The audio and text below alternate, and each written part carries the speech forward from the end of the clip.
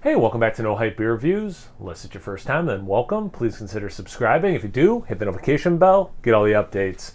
We're set for these videos. Tuesday and Tuesday, I try to test my palate, and this is the perfect one to do that. The Braggot is courtesy of Phil. Thanks so much, Phil. I really appreciate it. So, not a long note for this one. It's a homebrew. Sorry, I should say that if it's not obvious.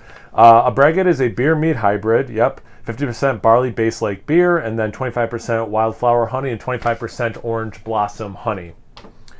8%, 9% ABV on this one.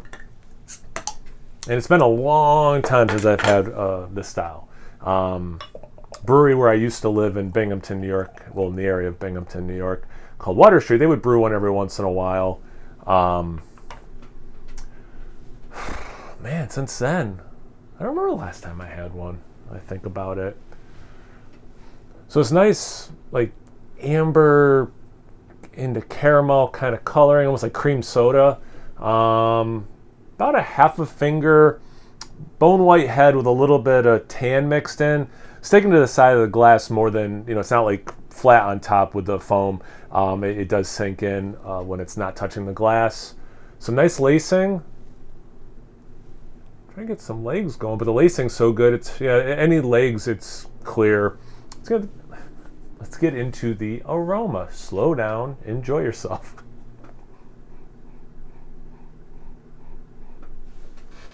You get like this honey, but it's not like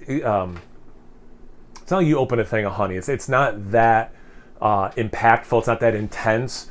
Maybe. Before I say this, I want to smell one more time.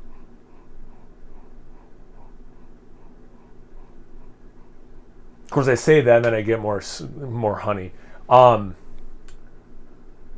Like if you, it's not herbaceous. I wanted to say like if you made tea and put some honey in it, but like this doesn't have that much of an herbaceous thing, so it doesn't have like a green tea thing. And I don't want to say it smells diluted because that sounds like a negative. But yeah, I mean that's when I just went in again, I got much more honey, but it's still not as intense as like opening a thing of honey and smelling it. But like it's unmistakably there also. There's a beery, like generically beery, like it also smells like fermentation, more in a beer way than I don't know, like a wine way or something.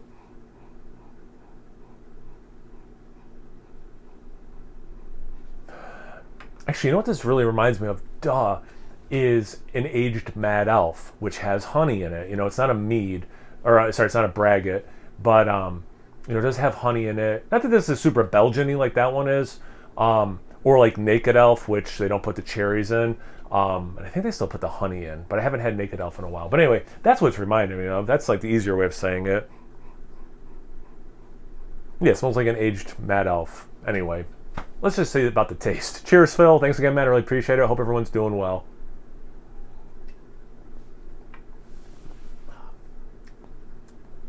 That's nice. I tell you what, I'm going to keep that thread going. So if you've had Mad Elf and you've let it sit for a few years and that cherry starts to fade, you're in the realm of what this tastes like with that honey. Now, the intensity of the honey is a little bit more here. But a lot of that, taste, I'm sure like the sugars and stuff ferments out, but like there is still some honey taste there for sure.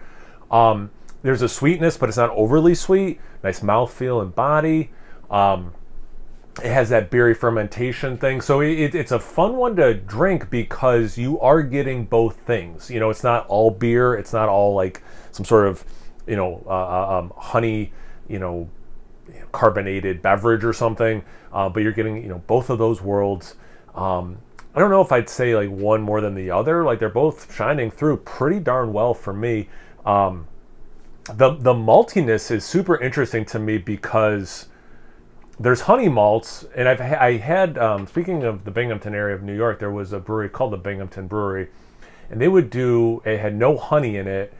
I don't remember the name of the beer, but they used honey malts, and it was like, what? There's no honey in this? And they were able to do that. I don't remember if I've ever had any other breweries that did that, but I was like, man, this honey note without any honey was quite something. So this reminds me a little bit of that as well. So that's what it's kind of like, not full on breaking my brain, but like I'm probably coming across that way. It's a little bit breaking my brain because it's hard to describe. That's why I like doing these kind of videos on Tuesdays, because it has this cool multi-graininess. But I think some of the stuff I'm perceiving to be that, here's a succinct way of saying it. Some of this, of what I'm perceiving to be that, I think is the honey, actually, you know? So that's kind of cool and trippy.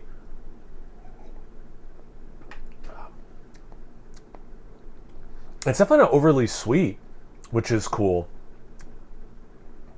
I like this. It drinks bigger than like 4%, but it does hide the 9% pretty well. I wouldn't say it's a boozy beer or Braggot, but it's definitely got that oomph of something bigger without the alcohol burn or something. I'm not really getting warm in the chest yet, and I've had a few sips. But yeah, Phil, I think this is quite good. I would say it doesn't have to be ranked, but I like it more than the one I had last week.